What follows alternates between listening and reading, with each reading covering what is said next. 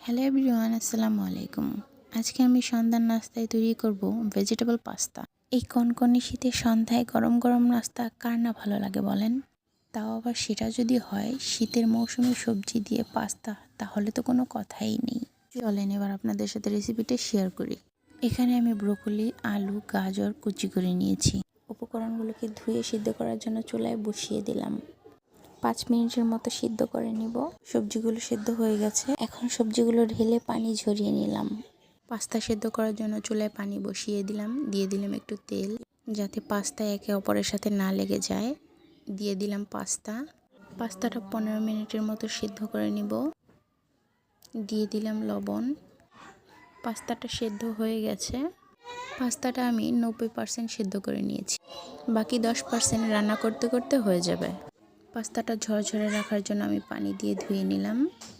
Pasta রান্না করার জন্য কড়াইতে দিয়ে দিলাম তেল, দিয়ে দিলাম পেঁয়াজ কুচি, দিয়ে দিব মরিচ কুচি। পেঁয়াজটা বাদামি রং হয়ে আসার পর দিয়ে দিলাম ডিম। এখন ভালোভাবে নেড়ে নিব। ডিমটা লালচে হয়ে আসার পর দিয়ে দিব সবজিগুলো ভালোভাবে নেড়ে নিতে হবে। আমরা পাস্তায় সবজি বেশি খাই, তাই আমরা বেশি দিয়েছি, আপনারা চাইলে কমও দিতে পারেন।